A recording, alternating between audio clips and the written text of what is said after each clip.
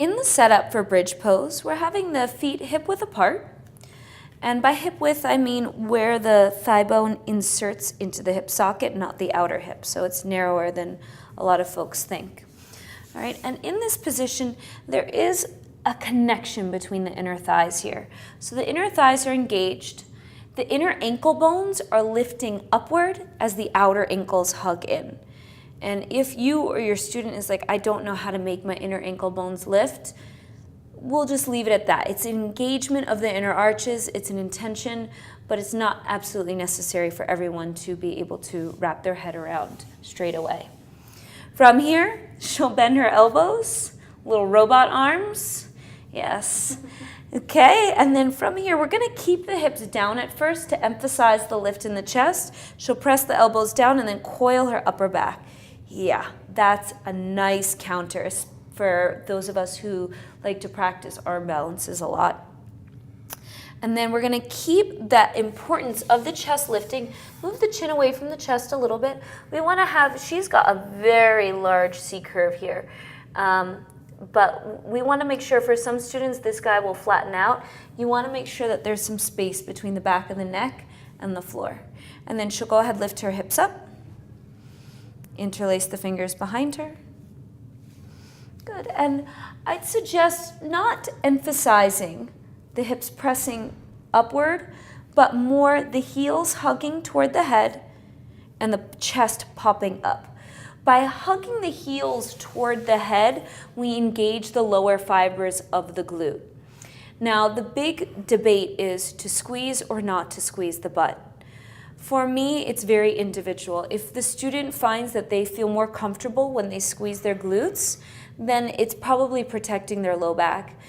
For me, I prefer not to squeeze my glutes. I find that that causes my back to hurt. You can lower down for a second. All right. There's a feeling when we're in the bridge pose of the outer hips hugging toward each other at the front of the body. So the engagement of the transverse around here pulls the hip bones toward each other. So go ahead, lift back up again. An adjustment that's useful for students who over-engage the glutes, where you may want them to try and soften a little bit. Good, and then we want to create more space between the ilium, the hips, and the sacrum. So to do that, I'm pulling those hip bones together. How does that feel? Awesome. Yeah, it feels really nice. So I'm taking the bottom side and I'm lifting it up and pulling it toward each other. And release. So what that also counters is the tendency for the knees to go wide, especially when we move this pose into wheel. So go ahead and lift up again. When the knees go wide, the feet you can take your feet wide too, just because that looks awkward for you.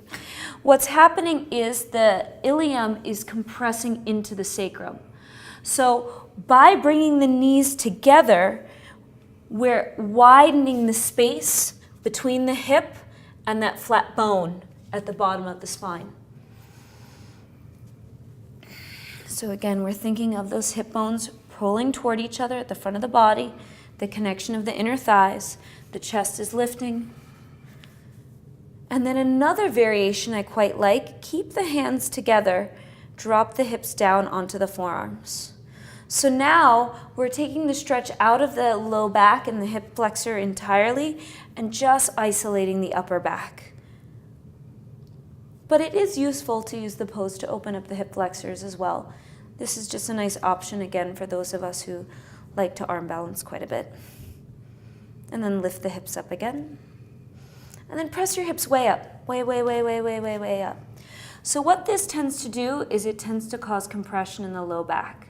So it's some yogis that I've known are in their late 60s and they still compress in their low back and they don't know what I'm talking about when I say it's not good for you. So everybody's body is different. Generally speaking though, especially if someone is having low back issues, you'll have them sit their butt down a little bit and then kind of reach the tailbone to the knees and then pop the chest a little. So what we're doing is we're moving the back bend from the low back up into the upper back by lengthening and engaging the low belly. And release. And there you have it.